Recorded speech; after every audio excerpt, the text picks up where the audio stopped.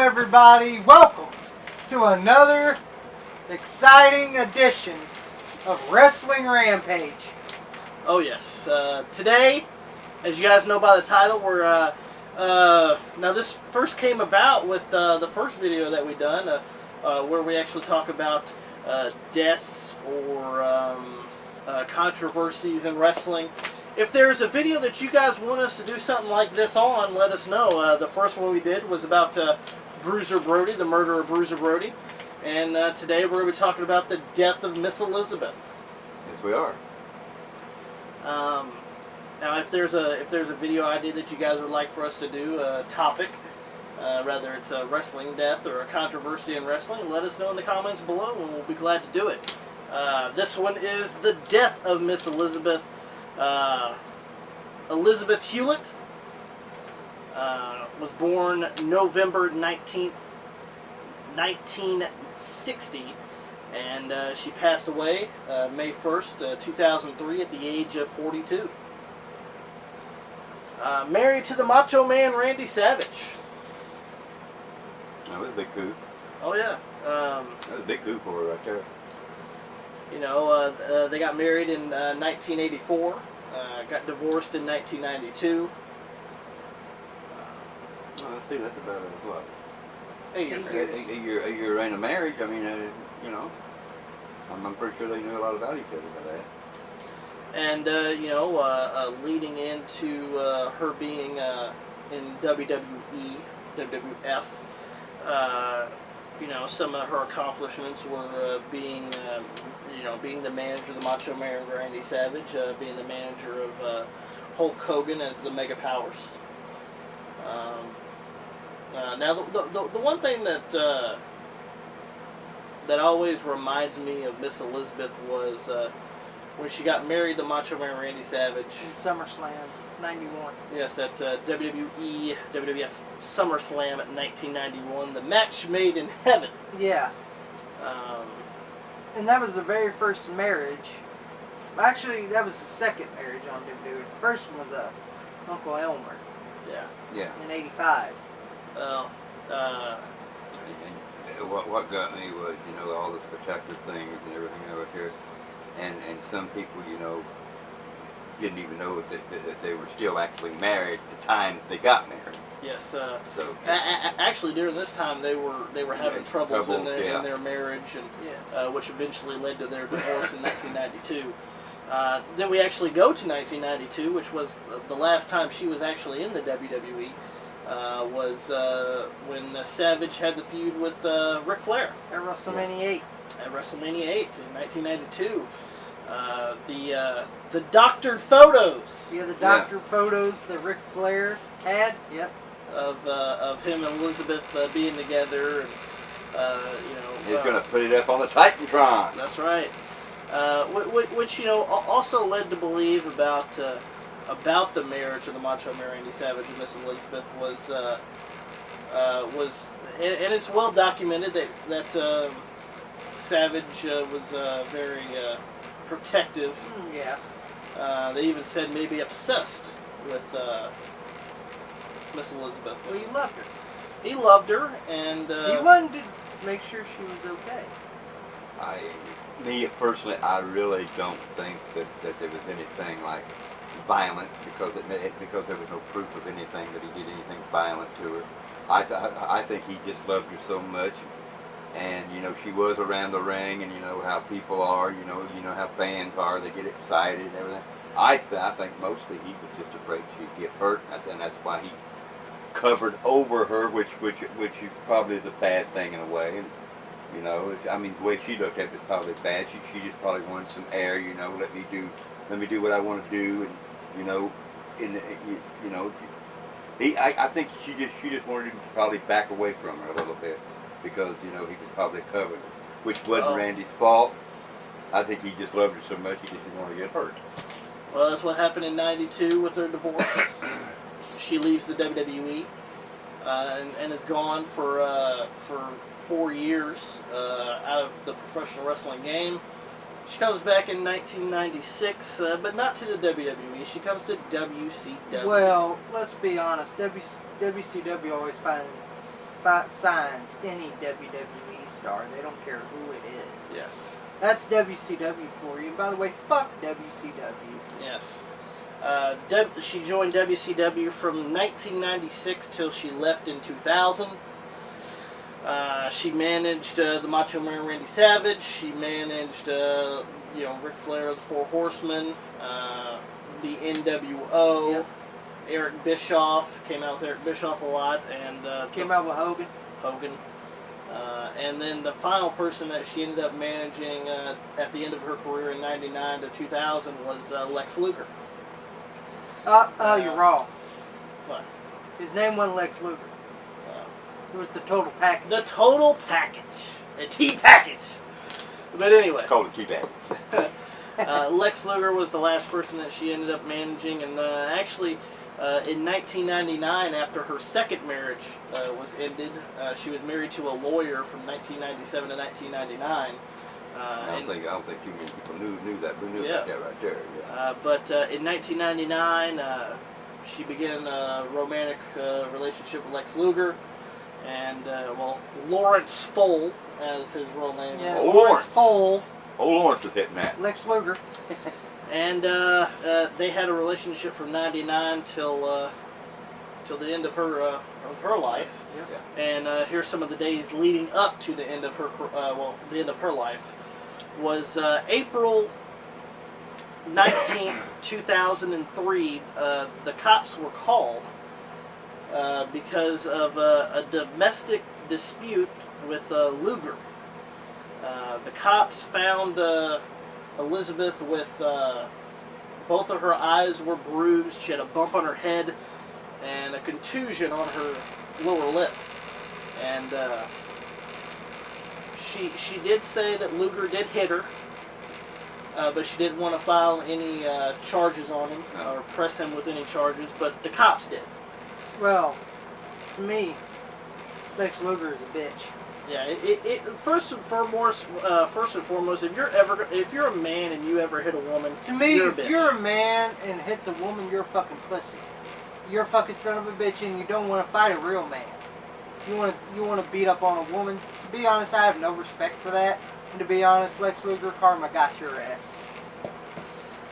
But the cops charged Luger with a misdemeanor of battery, and he was later granted a bond, and he was out of... Well, I got a question. How in the hell could he bond out when he didn't make that much money in WCW? Well, it was only a $2,500 bond.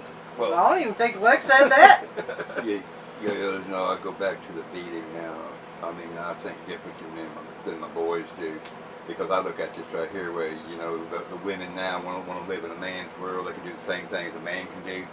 Well, here's the thing. A woman steps up in your face and want to fight you like a man. And I say, you knock the hell out of her. 2 days later, April 21st, 2003, Lawrence Fole was arrested for a DUI, driving under the influence, and they found a handgun in his possession in his car. Whoa. But he ended up going to jail for that, and but he was out. He posted bond again. Where's Lex getting all this money? I'm not telling you, if he can do all that stuff, get all them drugs, and bond himself out of jail, pay lawyers and everything, where's he getting this money from? Well, maybe it was from the drug trade. Well, we're going to get into that. May 1st, 2003. Lawrence Fole, Lex Luger, called the Cobb County Police and reported that Elizabeth wasn't breathing, and that she just wasn't breathing, and Lex Luger called 911. Called 911 about it, and allegedly he gave her mouth-to-mouth resuscitation. Well, as I heard, the 911 call, it didn't look like he did. Yeah, he was saying, "Please send somebody. I don't know what I'm doing." Yeah. Okay. How many days was it prior to the abuse? The abuse was April 19th, and she died May 1st. So about 12 days. damn. I mean, I'm just trying to connect the dots. That's all I'm trying to do. And she didn't respond to the mouth-to-mouth resuscitation. She was rushed to the hospital, but she couldn't be saved. Dead on arrival. Luger was brought in for questioning and was released because they feel he wasn't involved with her death. But he was involved with the drugs. Yes.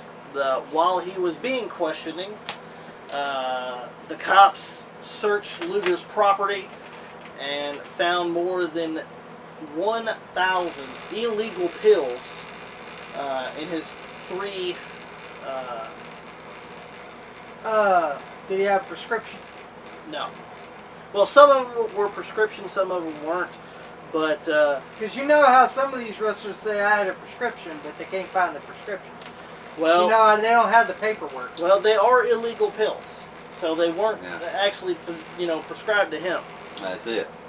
Luger was charged with 14 counts of drug possession. 13 of them which are felonies. Maybe Lex was trying to sell them and get some money. Actually, that leads to another thing. The cops actually believed and accused him of selling some of these drugs. There was Xanax, there was growth hormone, there was the steroids. And we all know that Luger. Oh, he took steroids. He took steroids. There's no doubt about that. You could tell Luger took steroids. And so, not only that, but Luger was also charged with Miss Elizabeth's death before they actually got the toxicology back. Yeah. But he was also released from that too. Did he have to pay the old bond? No. Oh, not this time. And pretty much they had to do the toxicology, which would take a few weeks before they actually got the results. And after the toxicology was performed, the cause of death of Elizabeth Hewlett was acute toxy, with the mix of painkillers and vodka. Well, didn't Lex tell the police that she had back problems? Yes, Luger was brought in for the questioning and also told them, that she was complaining about having back problems. And he gave her some painkillers? And he said that she had painkillers, and she chased him down with some vodka. So now we don't know if those painkillers were prescribed to her or if they were from Luger's stash. Illegal pills that he had. No, stash. I got, did they ever do updates, because I never heard of it, I know he wasn't charged with Elizabeth's death, but the drugs. Did he ever go to jail for that? For a little bit. For a little bit? For a little bit. For a little bit. See, that's just what happens. Rich person never goes to jail, has got money. But I don't see how Luger had money, but I don't either, but somehow or another he had something. But, but that's okay. Luger got karma, so that's alright. But, a big Look at shocker. Luger now. Now he's a mushroom. A big shocker for the wrestling community with Miss Elizabeth passing away in 2003. We'll see about Luger. The thing that hurt Luger was steroids. You see. Yeah. That's why he's in a wheelchair. That's why he's in a wheelchair. That's why he's in a wheelchair he today. He abused steroids. Yeah, no, what he did was, the steroids, he abused his body. That's what he abused. He abused his body because he wanted to be so toned and so perfect, and the steroids just run amok on his body, and that's what destroyed it. I'm not saying Luger is a great performer. Well, okay? also he had some good matches. Also, leading into that, do you believe that Luger was involved in any way, shape, or form with Elizabeth Hewlett's death? No. No. No, I don't. Because he tried to help her. Yeah. She said she was in pain. And he gave her some painkillers. But she didn't have to use vodka. She could have used water. Well, this is the thing too. But again, how many did she take? That's another. Exactly. Nobody said. How many vodkas and painkillers did she take? See, no one tells that how many painkillers was in her. Did she take 1? Did she take 5? Did she take 10? Now, I'm not saying Luger was had the that he actually caused her death, Yeah. but drugs was involved, and Luger had a lot of drugs. So I'm not saying he was involved, but I'm saying they could have been Luger's drugs. Well, these painkillers could have been prescribed for Luger. Yeah. But she was in pain, so he's like, here, I'll give you a few of my goddamn painkillers. Your thoughts? The thing that bothers me is this right here, just what Tommy brought up. Yeah, he covered the subject of what I was thinking too. How many painkillers did she take? Did he know how many painkillers that she was taking? The alcohol wasn't good either. I agree with Tommy about that right there. No, you cannot mix medicine with alcohol. That's a bad combination. But the thing I'm getting at is, how many did he know how many she was taking at one time? And another thing is the phone call that he made to the ambulance dispatchers. I mean, all he was worried about is come and get her, come and get her, come and get her. The dispatcher was trying to determine if she's breathing. Go over, roll her over. Is her chest moving? Well, speaking of that, if you guys want to, you guys can go on YouTube, because they do have it, and you guys can watch on YouTube WWE Confidential. An episode of Confidential actually talks about and covers Miss Elizabeth's death. So you can watch that. It was a 2003 edition of Confidential. You guys can hear Lex Luger calling the 911. The entire phone calls on there, and some of the. But I'm just saying, I didn't say Cobb County's police and stuff. I'm not saying, that he intentionally killed her. I'm just saying, that there's some questions being raised here that nobody's ever answered. I don't know about the call he made. I mean, to me, but if y'all listen to that right there, you'll understand what I'm saying. He's just worried about them coming and getting her. Help me, please. Stuff like that right there, I'm sorry, it just leaves a man wondering. I'm sorry. Well, see, not only that, but this leads to when we did the Bruiser Brody murder. It led to what actually happened, and this also the death of Miss Elizabeth is what actually happened. What happened? Yeah. So if you guys want to give us an idea for another video of somebody's untimely death or controversy in wrestling, you guys can do that. If you guys enjoy these type of videos, and if you guys did enjoy this, don't forget to give us a big thumbs up if you guys enjoy it. Don't forget to like us on Facebook, facebook.com/WrestlingRampage2. Follow us on Twitter, @WrestleRampage. If you guys want to send us a postcard or a letter or a package, you guys can do that through our P.O. Box, Joseph Flatt, F-L-A-T-T, at P.O. Box 6005 in Elizabethtown, Kentucky, 42702.